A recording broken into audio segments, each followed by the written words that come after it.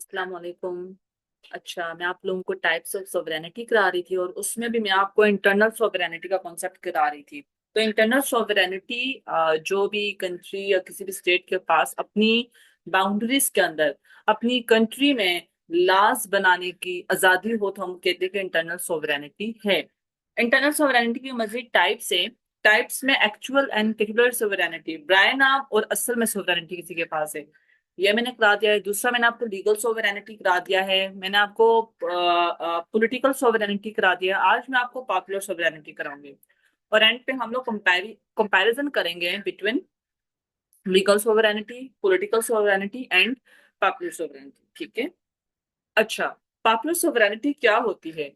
लोगों की बादशाहत। ठीक है।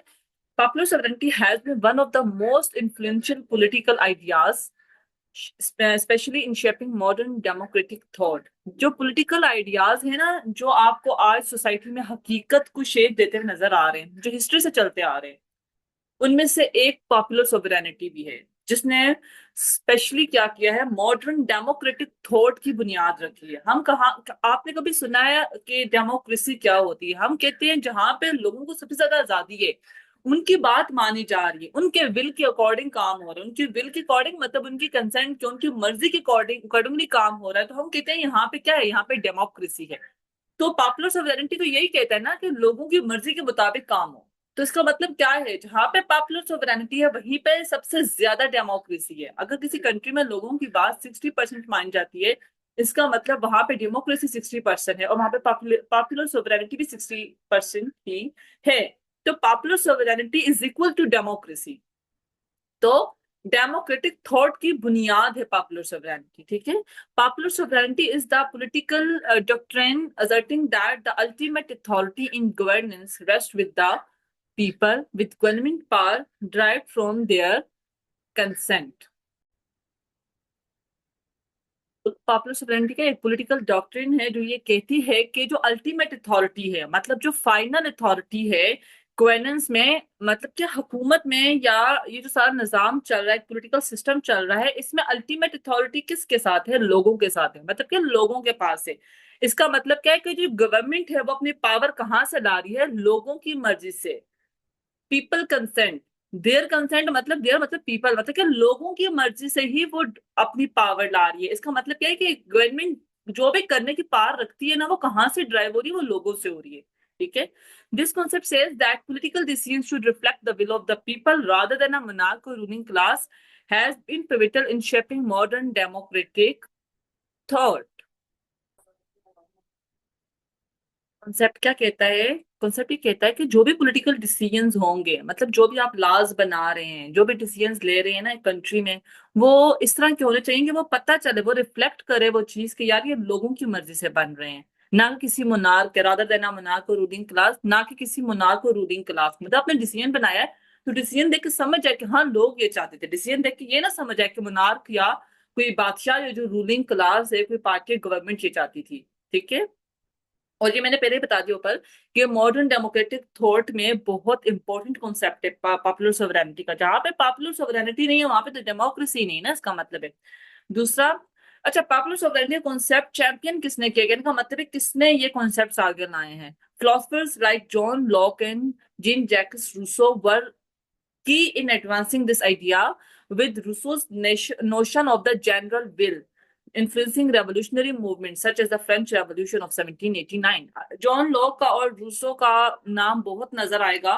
रूसो का नाम क्यों हमेशा पॉपुलर, हालांकि पॉपुलर सॉवरेनिटी की बात जॉन लॉक ने भी की है, कि उन्होंने भी है, लेकिन एक कॉन्सेप्ट जनरल विल करके उन्होंने वर्ड, मतलब एक ये टर्म यूज कर दी थी, एक फ्रेज यूज की ना कि जनरल विल, वो रूसो ने की है। इन्होंने जॉन लॉक के ही कॉन्सेप्ट को आगे फर्दर किया, एनहांस किया है।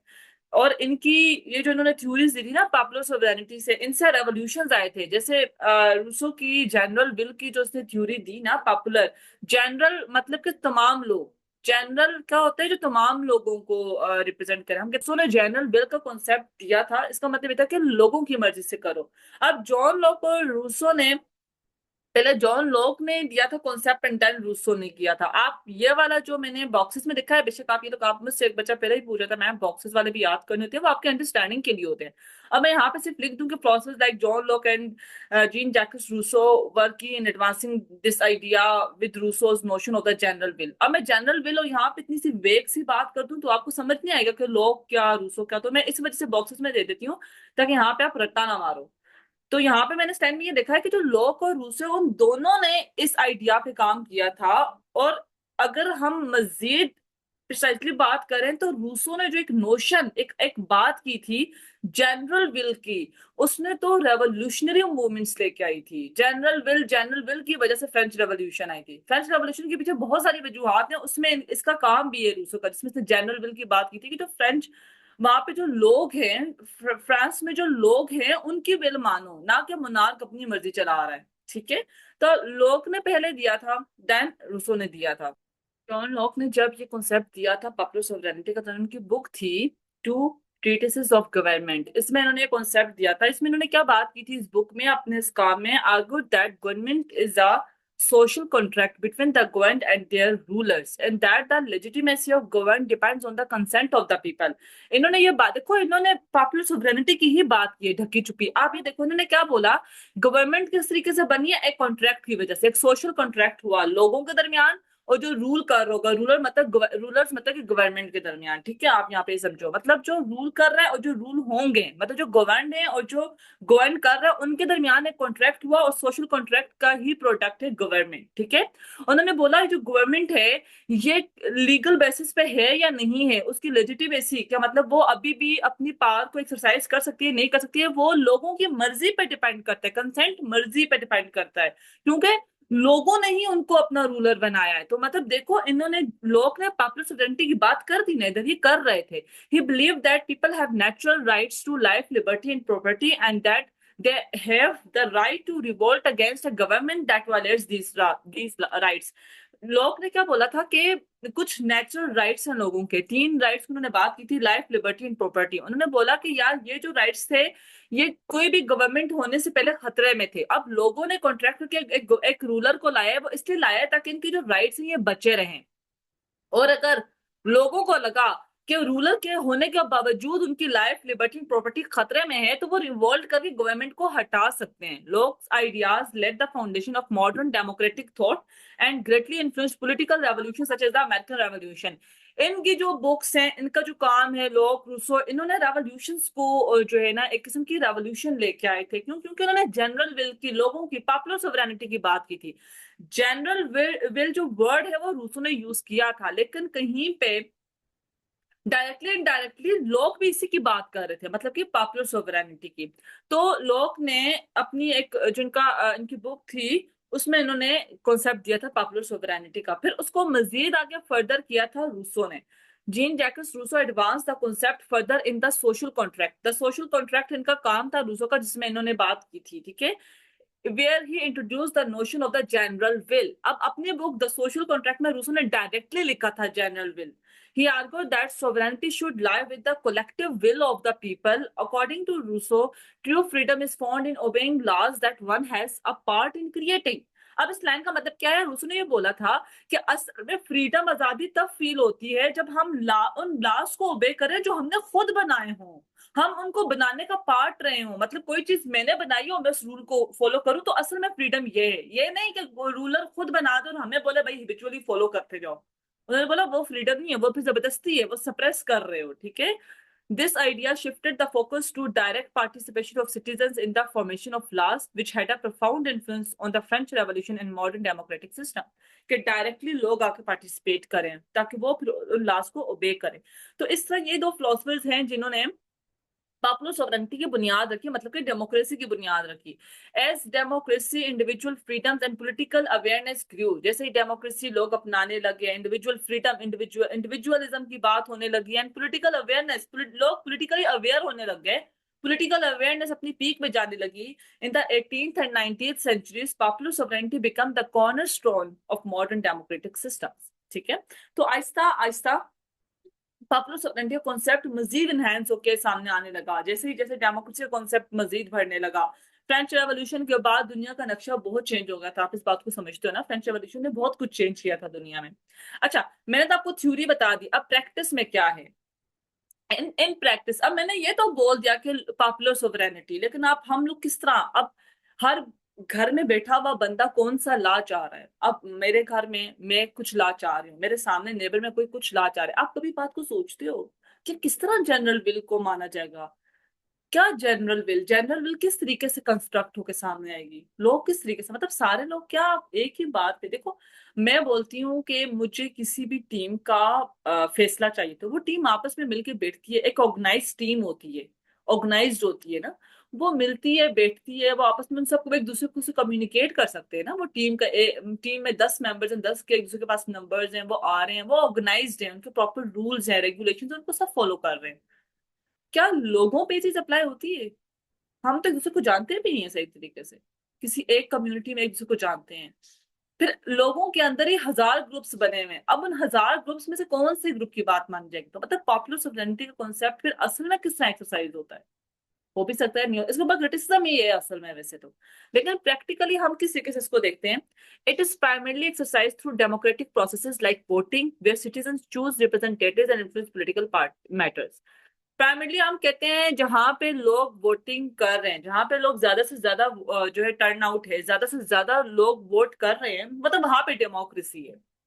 पॉलिटिकल प्रोसेसेस के जरिए हम अपनी बात बता देते हैं। लेकिन देखो फिर भी तो यही बात है ना, हम जिनको इलेक्ट कर रहे हैं क्या वो हमारी ही जो है वो हमारी ही मर्जी के मुताबिक रूल्स बनवाएंगे, नहीं बनाएंगे, ये फिर एक अलग ही अलमिया है कि मतलब हम लोगों ने तो उनको सिलेक्ट कर लिया, लेकिन वो लोग हमारी मर्जी के मुताबिक ही लॉज बनवाने वाले हैं या नहीं बनवाने, क्योंकि हमने तो उनको वोट दे दिया है।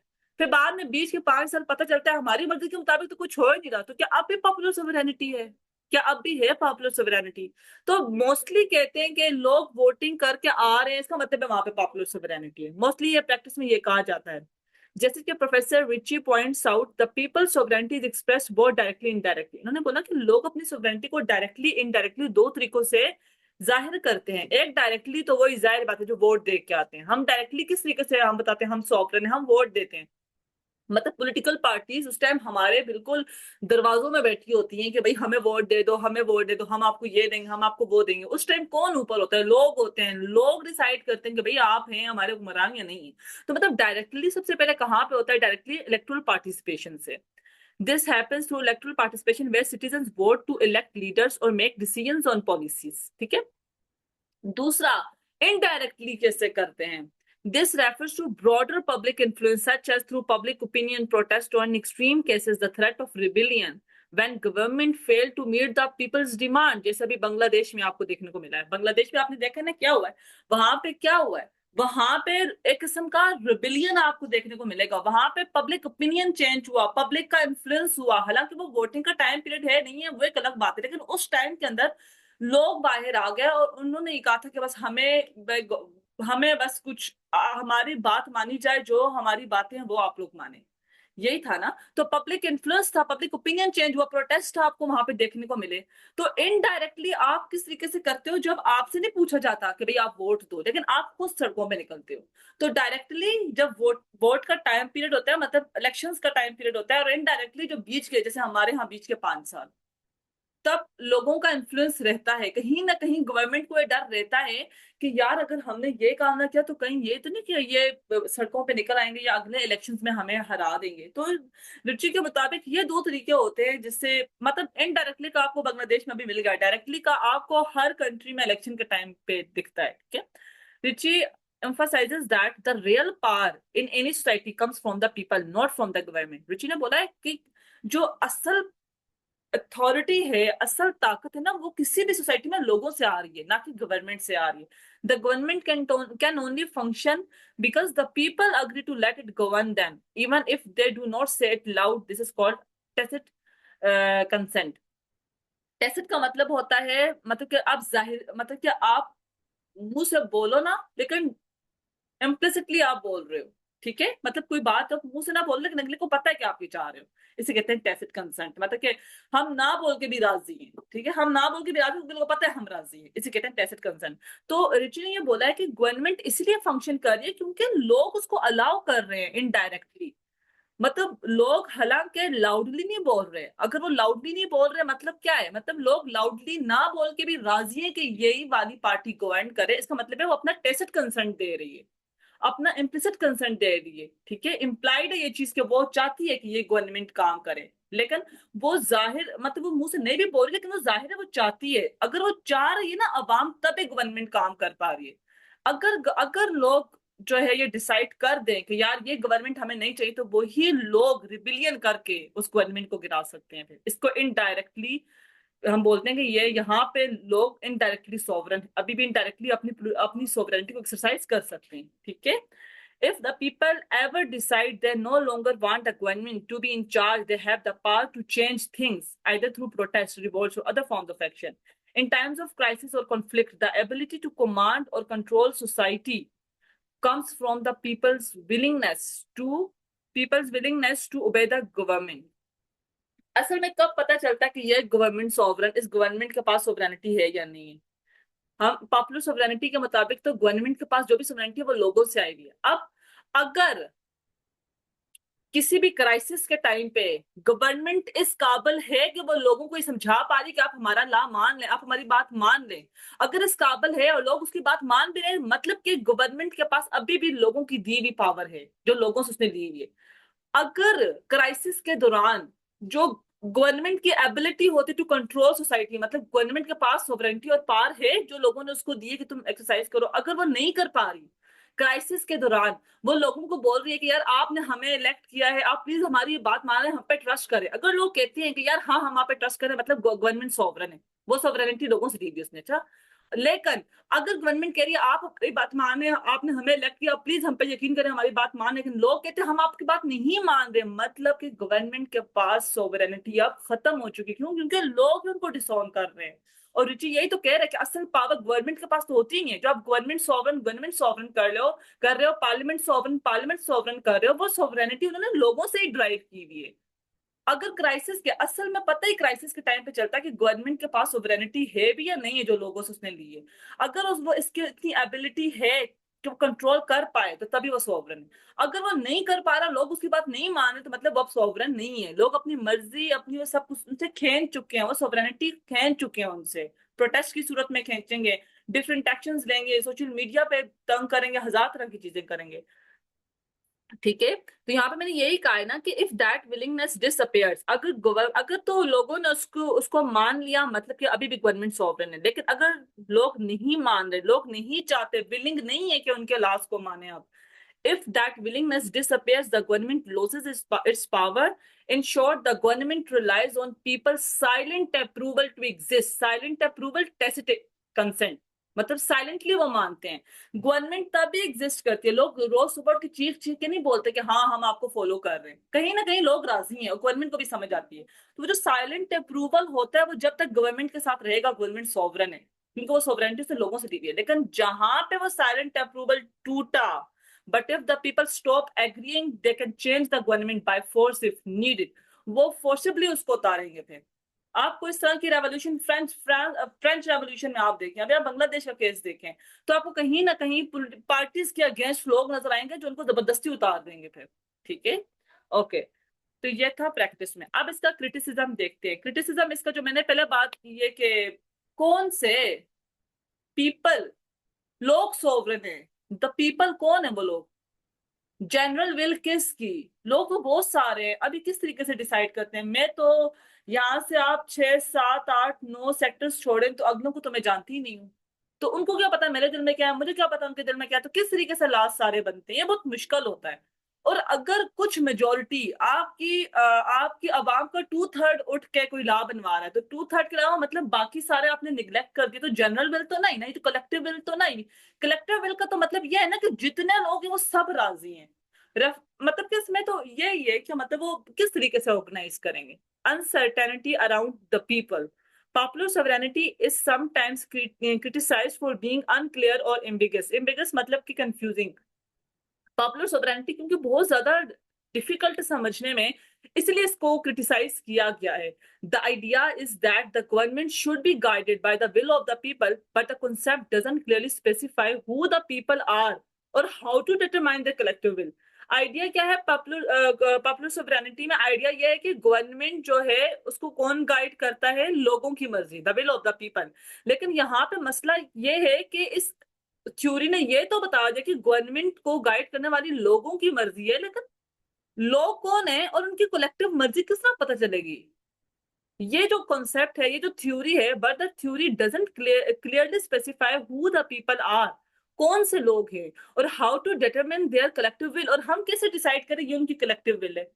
तो अब आपके दिमाग में भी क्वेश्चन आएगा, आप सोचो किस तरीके से भाई, हम तो अपने कॉलेज अपनी यूनिवर्सिटी में भी सबको नहीं पहचानते ना, हमें पता है कि वो क्या चाहते हैं ना ना उन्हें पता है हम क्या चाहते हैं, तो किस तरीके से कैटेगराइज करेंगे? In theory, the term the people refers to all citizens, but does it include everyone, such as minors, people with criminal records, or those who do not participate in voting? देखो theory में तो ये कहा जाता है ना कि जो पॉपुलर सोवरेनिटी में जो द पीपल है वो सारे सिटीजन्स को रेफर करता है, मतलब कि सारे सिटीजन। पॉपुलर सोवरेनिटी का मतलब ये है कि सारे सिटीजन जितने भी इस कंट्री में लोग हैं, तो फिर जितने लोग हैं तो बच्चे भी आते हैं, फिर माइनर्स भी आते हैं। माइनर्स, देखिए माइनर्स के बारे में क्या कहा जाता है, उनका फ्रंटल लॉब डेवलप ही नहीं होता, वो इतना सोच ही नहीं पाते। आप मेरी क्रिमिनोलॉजी की थ्योरीज देखें, वहां पे मैंने जुवेनाइल डेलिकेंसी में आपको बताया है कि क्यों अंडर 18 को सजा नहीं दी जाती, क्यों? उनको समझ ही नहीं सकते। जब माइनर्स समझ नहीं सकते तो फिर और सिटीजन में तो वो भी आते हैं। माइनर्स हमें कैसे बताएंगे कि भाई गवर्नमेंट को कैसे रूल करना है? देन वो लोग जिनकी क्रिमिनल रिकॉर्ड्स हैं, मतलब क्रिमिनल से हम पूछे आप बताएं गवर्नमेंट किस तरह रन करनी है, तो मतलब कौन से लोग? अच्छा, फिर वो लोग जो वोट, आप ये कह रहे हैं कि पॉपुलर सोवरेनिटी, से रिची ने बोला कि पॉपुलर सोवरेनिटी लोग डायरेक्टली भी एक्सरसाइज करते हैं वोट देकर। अगर वोट देकर करते हैं तो वोट तो फिर सारे लोग नहीं देते। किसी भी कंट्री में 50% दे रहे, 60%, आपको बहुत कम कोई ज्यादा नजर आएगा। 40%, 30%, कितने परसेंट? 90 भी दे रहे हैं तब भी 10 बच रहे हैं, वो 10 का क्या? तो मतलब कौन द पीपल किसको रेफर करेगा? हम कलेक्टिव विल को किस तरीके से डिसाइड करेंगे? क्योंकि थ्योरी के मुताबिक the people refers to all citizen, तो ऑल सिटीजन में तो फिर सारे आते हैं। ठीक है। हिस्टोरिकली सर्टन ग्रुप्स, अगर हम हिस्ट्री में देखें तो कुछ लोगों को जो है ना वोटिंग राइट्स नहीं थे। जैसे आप देखें फर्स्ट वेव के बाद औरतों को मिला है, तब तक ब्लैक वुमेन को नहीं था। ठीक है, ब्लैक को नहीं था राइट टू वोट ना, ब्लैक को राइट टू वोट नहीं था। व्हाइट को मिल गया था, व्हाइट जो औरतें थी उनको राइट टू वोट मिला, ब्लैक को नहीं था। तो वो तो, अब ब्लैक जो थे अमेरिका में वो भी तो वहां के सिटीजन थे ना, तो मतलब उनको तो राइट नहीं मिलता, उस कंट्री में तो रह रहे थे ना उस बाउंड्री के अंदर, तो उनको तो राइट नहीं था ना राइट टू वोट। अगर उनके पास राइट टू वोट नहीं था, मतलब कि वो पॉपुलर सोवरेनिटी को एक्सरसाइज नहीं कर रहे ना। तो हिस्टोरिकली हम देखेंगे कुछ ग्रुप्स थे जैसे वुमेन, रेशियल माइनॉरिटी, जैसे मैंने ब्लैक की बात की, और the economically disadvantaged were excluded from decision making. आप हिस्टोरिकली देखो तो अमीर अमीर लोग चीजें डिसाइड करते थे। जैसे आप मोनार्की के टाइम पीरियड में देखो, मोनार्की में क्या होता था, मोनार्की में मोनार्क्स थे, उनके साथ उनके नोबल्स थे, पॉप्स वगैरह डिसाइड करते थे किस तरह का। क्या आम लोगों से पूछा जाता था? हिस्ट्री में आप देखो ना, पुरानी हिस्ट्री, क्या आम लोगों से पूछा जाता था कि किस तरीके से रूल करना है? तो अगर नहीं पूछा जाता था तो फिर ये पॉपुलर सोवरेनिटी तो कभी ना हुई ना। This raises questions about who truly represent the sovereign people. अब यहाँ पे यही है ना कि सोवरन पीपल कौन है? क्रिमिनल्स नहीं हो सकते, माइनर्स नहीं हो सकते। फिर आप ये कहें कि जो सिर्फ वोट दे रहे हैं या जो सिर्फ मजहब सिविलाइज्ड लोग हैं किसी भी कंट्री में, फिर आप पॉपुलर सोवरेनिटी का कॉन्सेप्ट लगा सकते हो?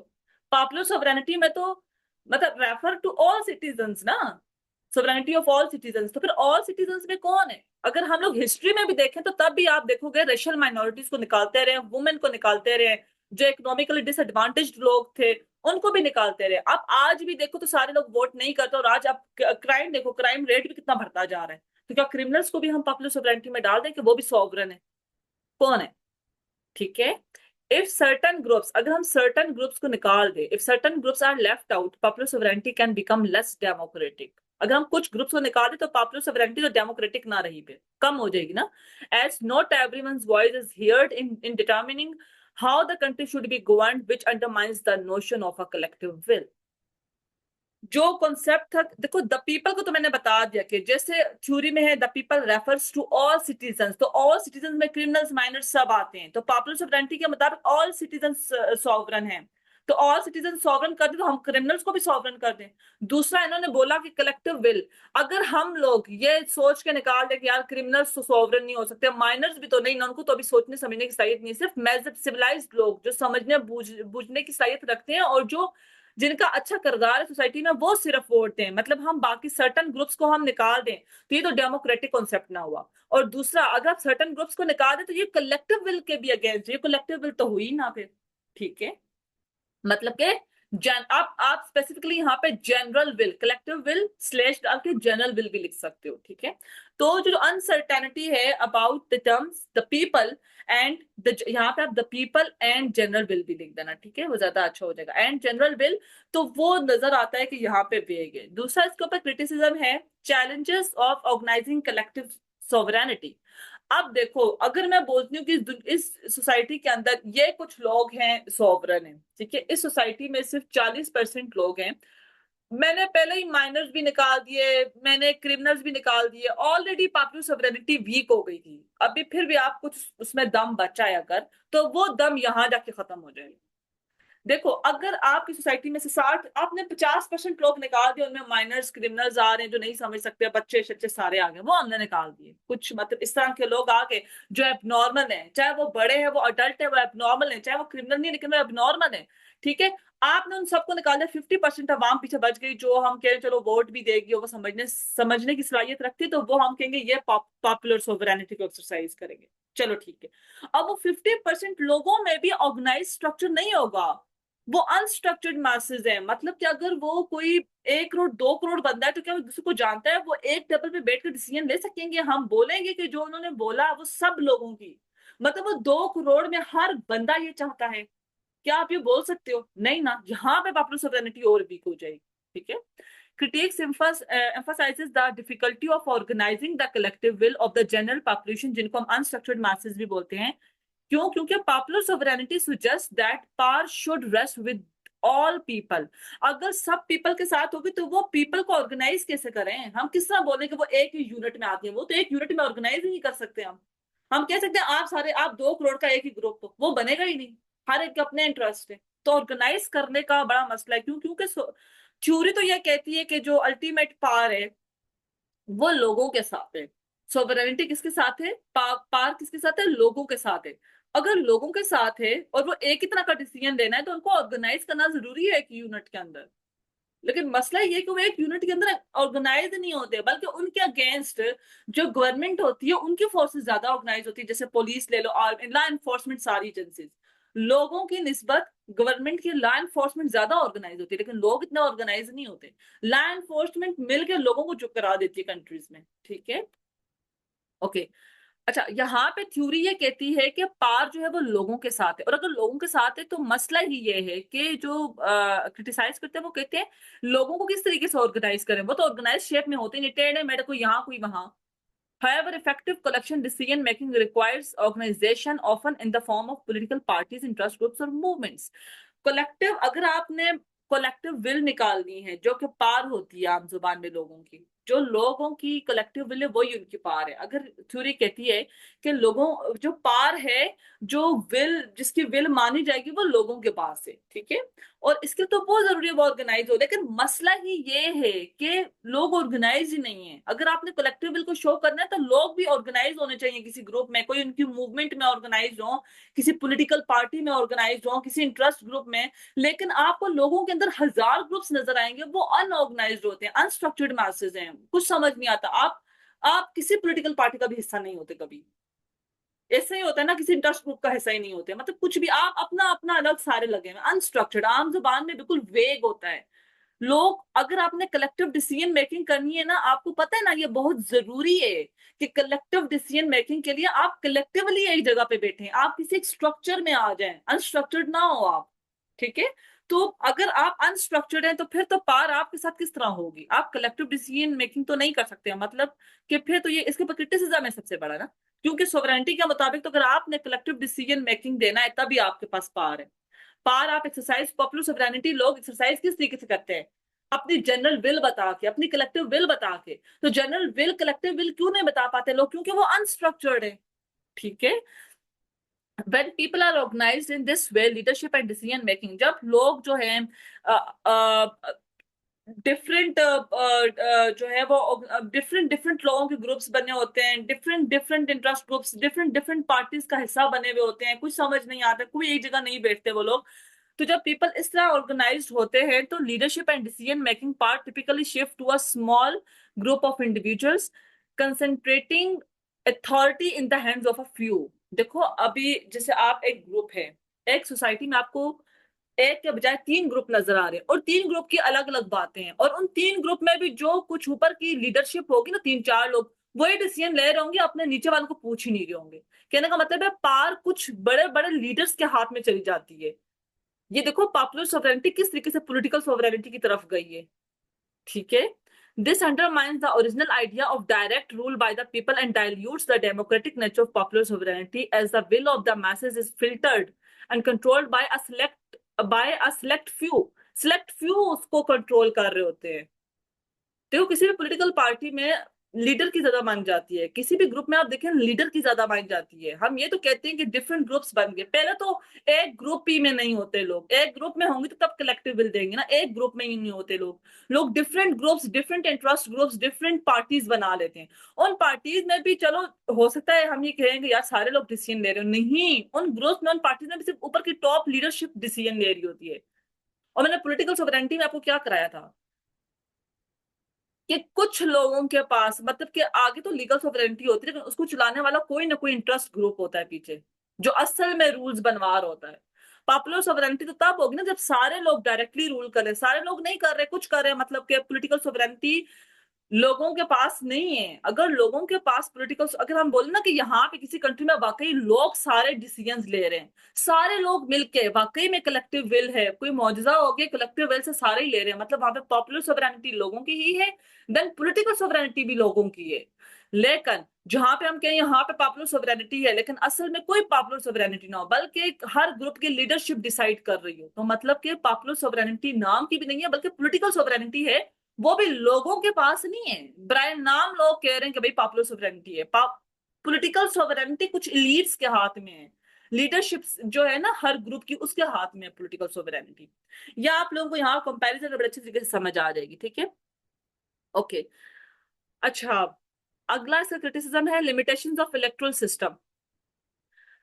Voting rights are another area of criticism. हम कहते हैं ना कि वोटिंग से डायरेक्टली लोग अपनी सोवरेनिटी को एक्सरसाइज करते हैं, लेकिन इसी के ऊपर क्रिटिसिज्म है। While elections are intended to represent the will of the people, only a small percentage of the population often participates, leading to the rule of a minority rather than the majority। मैंने आपसे कहा है ना कि हर जगह पे voting लोग नहीं करते, तो इसका मतलब है कुछ लोग ही कर रहे हैं, मेजोरिटी नहीं कर रहे, माइनॉरिटी रूल कर रही है। This weakens the principle of popular sovereignty. बिल्कुल लास्ट में है कि vulnerability to organised power. Rich's point here is that while in theory the people may outnumber and hold more potential physical power than government, their lack of organization makes them vulnerable।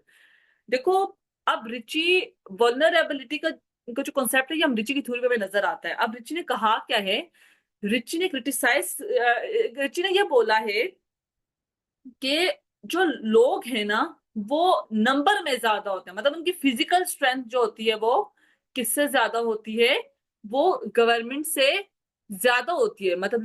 अच्छा, यहाँ पे मैंने ना इसको edit कर दिया, आप बेशक रिचुअल थ्योरी का ना बोलना, आप डायरेक्टली बोल देना जो आप लोगों को याद ना रहते हो। Although the people may seemingly out number the government. Out number मतलब के लोग तादाद में ज्यादा होंगे गवर्नमेंट से, बजाहिर तो यही सीमिंगली मतलब ऑन द सरफेस तो आपको यही नजर आएगा ना, and hold greater potential physical power, but their lack of organisation renders them vulnerable. देखो देखने में इनके ऊपर क्रिटिसिज्म ये है कि मतलब ये ऑर्गेनाइज नहीं होते। देखो जब कोई ग्रुप ऑर्गेनाइज नहीं होता तो इसका मतलब है कि वो वल्नरेबल है। जब या कहीं पे यूनिटी ना हो तो उन लोगों को सबसे ज्यादा खतरा होता है अटैक का ना, तो इसी तरह यहाँ पे पॉपुलर सोवरेनिटी के ऊपर खतरा ये है कि ये ऑर्गेनाइज नहीं है। ठीक है ना, विदाउट प्रॉपर स्ट्रक्चर, रिसोर्सेज और leadership the general population is at a disadvantage when facing a well organised and resourceful group like the military और पुलिस। क्योंकि लोग क्या होते हैं वो अनस्ट्रक्चर्ड होते हैं ना, उनकी प्रॉपर कोई लीडरशिप ऐसा नहीं होती। देखो लोग और ऑर्गेनाइज, देखो आपको तीन चार पांच किस्म के इंटरेस्ट ग्रुप सोसाइटी में नजर आएंगे, फिर भी वो सारे लोगों को रिप्रेजेंट नहीं कर रहे होते। उसमें भी आप देखो उन इंटरेस्ट ग्रुप्स में भी ऊपर की लीडरशिप डिसाइड कर रही होती है ना। यहाँ पे आप देखो कि लोगों के पास ओवरऑल कोई एक लीडरशिप या उनको कोई स्ट्रक्चर्ड नहीं होते वो। ठीक है, और इसी की वजह से ये डिसएडवांटेज रहते हैं। क्योंकि इनके मुकाबले में मतलब जो गवर्नमेंट होती है वो बहुत ही वेल ऑर्गेनाइज्ड होती है, ठीक है। इनके पास कोई भी मतलब कोई रिसोर्सेज नहीं होते। जब इनका आमना सामना वेल ऑर्गेनाइज्ड ग्रुप से होता है तो फिर ये हमेशा क्या होते हैं, ये मुंह की खाते हैं, क्योंकि ये ऑर्गेनाइज नहीं होते। पुलिस इनसे कम होके ना ऑर्गेनाइज्ड होती है। यही वजह है जब भी कभी किसी भी कंट्री में लाठीचार्ज होती है लोगों को भागना पड़ता है, क्योंकि वो ऑर्गेनाइज्ड होती है। These forces are trained. ये जो फोर्सेस होती हैं गवर्नमेंट के पास, जैसे कि लॉ एनफोर्समेंट, मिलिट्री, पुलिस वगैरह, ये बहुत ट्रेन्ड होती हैं, कोऑर्डिनेटेड होती हैं and equipped to maintain control. Equipped मतलब इनके पास इक्विपमेंट्स होते हैं सारे, making it easy for them to suppress और मैनेज अनऑर्गेनाइज्ड मासेस। अब अनऑर्गेनाइज्ड मासेस ज्यादा होते हैं, लोग बहुत ज्यादा होते हैं प्रोटेस्ट में, लेकिन थोड़ी सी पुलिस उनको सप्रेस कर देती है। क्यों? क्योंकि वो ऑर्गेनाइज्ड होती है, ठीक है। essentially while the people may have the potential to challenge the government, हालांकि लोगों के पास क्या होता है, पोटेंशियल होता है, क्योंकि वो आउट नंबर करती है ना गवर्नमेंट को। Their lack of effective organisation makes it easy for them to be overpowered by the well organised state forces. State forces क्योंकि ऑर्गेनाइज ज्यादा होती है तो उनके अंदर एबिलिटी ज्यादा होती है, ठीक है ना। मतलब वो ज्यादा एबल होते हैं सप्रेस करने के। इसीलिए अगर चंद पुलिस वाले होते हैं उनके सामने हजारों प्रोटेस्टर्स खड़े हैं ना, वो उनको क्या करेंगे, उनको सप्रेस कर देते हैं सिर्फ अपनी ऑर्गेनाइजेशन की वजह से, ठीक है। मैंने बहुत कोशिश की है समझाने की। तो आप लोगों को कोई भी क्वेश्चन हो तो प्लीज आपने मुझसे लाजमी पूछना है। कमेंट सेक्शन में पूछ ले, हमारे इंस्टाग्राम पे पूछ ले। Thank you, Allah Hafiz.